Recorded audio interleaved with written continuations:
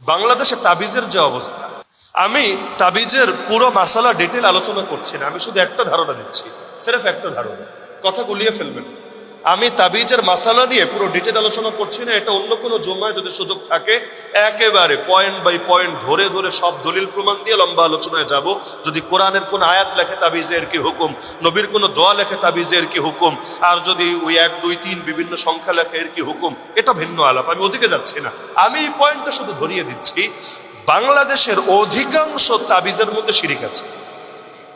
কিভাবে?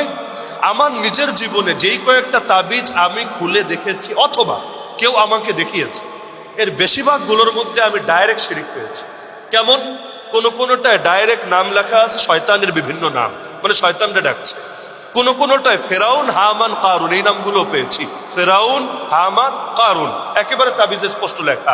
অনেকগুলো তাবিজ পেয়েছি এখানে মূর্তির মতো, মানে পুতুলের মতো ছবি আঁকা, মানে কি যেন একটা এঁকেছে, এটা আমরা নাম গন্ধ কিছু বুঝতে পারছি না, একটা মূর্তির মতো আঁকা, একটু চুল টুল দেওয়া, কান দেওয়া, বাচ্চারা যেভাবে ছবি আঁকে আর কি, এটা দেওয়া, আর পাশে কিছু কথা লেখা। এটা যে কোন ভাষা বা অর্থ কি তা মাথায় ধরে না, বাকি এটা নিশ্চিত যে এর মধ্যে কোনো একটা কুফুরের আশ্রয় নেওয়া হয়েছে। তো এখন বড় একটা সমস্যা হলো, বাংলাদেশে যারা তাবিজ লেখে, রাজবাড়ির অনেকে নারাজ হবে আমার এই কথা শুনলে, কিছু করার নেই, বাংলাদেশে যারা তাবিজ লেখে এদের বড় একটা অংশই ভালো আলেম না।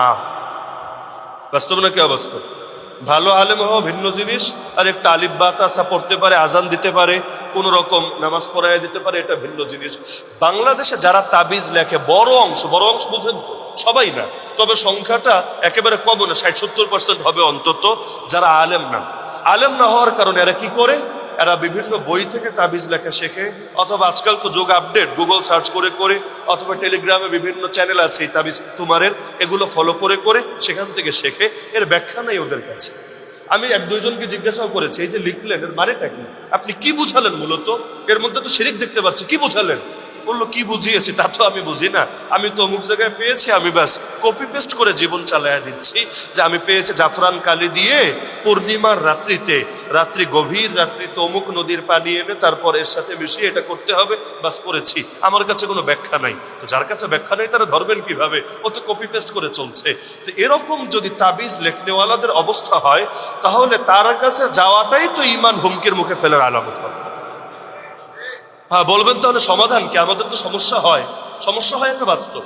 কারো বাচ্চা রাতে ঘুমায় না, কান্নাকাটি করে, কারো দেখা যায় বাচ্চার শরীর হঠাৎ ভাঙতে শুরু করেছে, কারো জামাই বউর মধ্যে ঝামেলা দেখা দিয়েছে, কাউকে হলো অনেকে ক্ষতি করার জন্য জাদু টাদু করেছে, বিভিন্ন ঝামেলা হতে পারে, আমি অস্বীকার করছি না। এগুলো যে ঝামেলা হতে পারে এগুলো তো হাদিসের মধ্যে আছে, কোরআনের বিভিন্ন আয়াত থেকেও বুঝে আসে। এগুলো সমাধান আল্লাহ তো এমনি দোয়া শেখায় নাই, অমিন শাররি হাসিদিন ইদা হাসাদ, তার মানে হিংসুকের হিংসা মানুষের ক্ষতির কারণ হয়, তো বাঁচা তো দরকার। সমাধান কি? সমাধান মৌলিকভাবে তাবিজ না, সমাধান মৌলিকভাবে তাবিজ না। কারণ এই সমস্যাগুলো নবীর জামানায় ছিল নাকি ছিল না?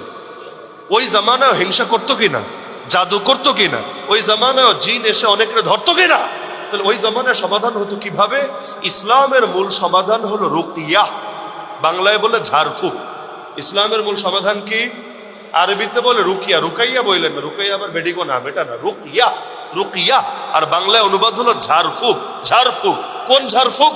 আল্লাহ নবীজির জীবনী পড়লে দেখবেন, আল্লাহ নবীজি কোরআনের বিভিন্ন আয়াত পড়ে অথবা বিভিন্ন দোয়া পড়ে ঝাড়ফুঁক করে দিতেন, সঙ্গে সঙ্গে সমাধান হতো। এমনকি অনেক সময় এমনও হতো যে আল্লাহ নবী নিজের হাত বুলিয়ে ব্যাস একটা বাক্য বলে দিতেন, কেচ্ছা খতম।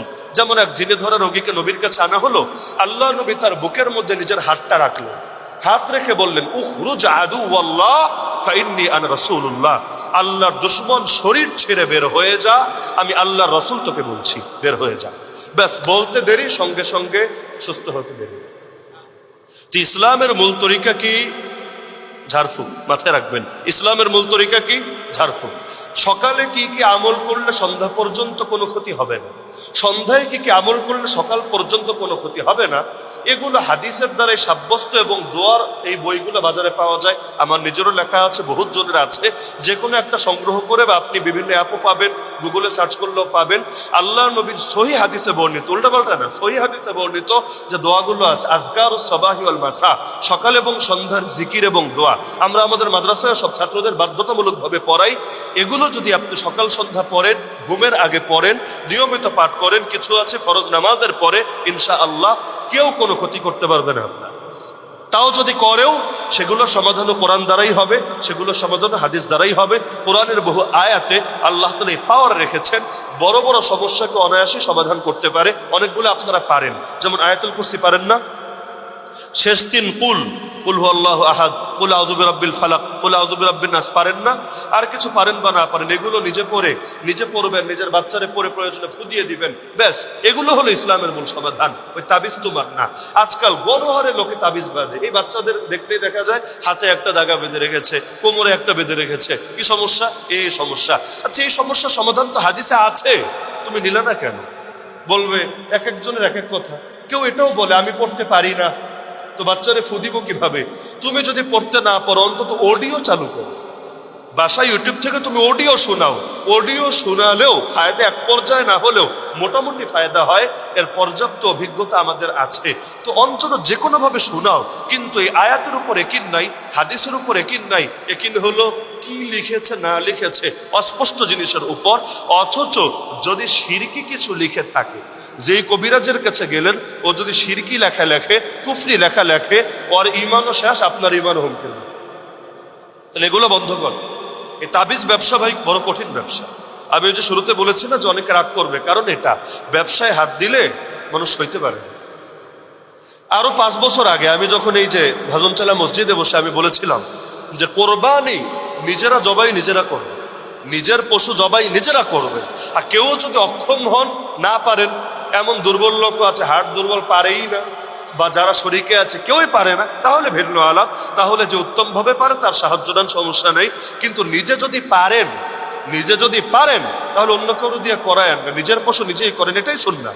রাসূল নিজেই করেছেন, সাহাবীরা নিজেই করেছেন, এটাই সুন্নাহ। এবং আপনার দিলে যে আবেগ থাকবে, এটা আমার দিলে থাকবে না, স্বাভাবিক ব্যাপার। আপনার বাপের জন্য দোয়া করলে আপনি যে আবেগ নিয়ে করবেন, আমি সে আবেগ নিয়ে করতে পারবো না। তো নিজে পারলে নিজেই করেন, এটাই উত্তম, এটাই দিলের কোরবানি বেশি হবে। তখন দেখা গেল অনেকজন রাগ করেছে আমার উপর, আমি নাম বলবো না, অনেকজন রাগ করেছে। কেন? কারণ জবাই করলে 200-400 করে যদি পাওয়া যায়, তাহলে 20 জনের জবাই করলে মোটামুটি একটা ভালো অ্যামাউন্ট তো হয়ে যায়, একদম খারাপ না। একদিনে যা আসে মাগনা, তাই তো ভালো। তো এখন অনেকে রাগ করলো যে কি রে, আমাদের রিজিকে হাত দেওয়া লাগলো। কিন্তু বিষয়টা তো আসলে রিজিকে হাত দেওয়ার বিষয় না, যা বাস্তবতা তা তো বলা লাগবে। তো কেউ যদি তাবিজ তুমারের ব্যবসায়ী করে, যেভাবেই হোক, ভালোভাবেই হোক, মন্দভাবেই হোক, শিরকি ভাবেই হোক, বৈধভাবেই হোক, আর আমি যদি মানুষের রুকিয়া প্রমোট করি, আর রুকিয়া করতে বড় হুজুরের কাছেও যাওয়া লাগবে না। হুজুরের কাছে গেলে যেতে পারেন, যেমন সাহাবীরাও নবীজির কাছে নিয়ে এসেছেন। কিন্তু আপনি নিজেও করতে পারবেন যদি আয়াতগুলো হাদিসগুলো আপনার জানা থাকে। তখন তো অনেকেই রাগ করবে, হায় রে কই হাত দিল রে, মাসে 50,000 পুরাই শেষ। তো মুশকিল ব্যাপার এগুলো, কিন্তু যেটা বাস্তবতা সেটা বলা দরকার নাকি দরকার নেই। তো মাথায় রাখবেন, তাবিজ তোমার ইসলামের মূল সমাধান না। ইসলামের মূল সমাধান কি? রুকিয়া। মূল সমাধান কি? রুকিয়া। বাংলায় বললে ঝাড়ফুঁক। তবে মন্ত্র পড়ে ঝাড়ফুঁক, মন্ত্র পড়ে ঝাড়ফুঁক, কি পড়ে ঝাড়ফুঁক? হ্যাঁ, এখন যদি আবার ওই যে কবিরাজে মন্ত্র পড়ে ঝাড়ফুঁক করে দেয়, তাবিজ ব্যবসা বাদ, এবার ঝাড়ফুঁকের ব্যবসা চলবে। এখন বিভিন্ন কালী মন্ত্র, এই মন্ত্র সেই মন্ত্র পড়ে ছু আর ফু দিতে থাকে, এতে কাজ হবে না, এতে ঈমান আরো বেশি বরবাদ হবে। বরং এটাও দিতে হবে কিভাবে? আয়াত পড়ে বা হাদিস পড়ে, যেটা ইসলামের মধ্যে অনুমোদিত আছে।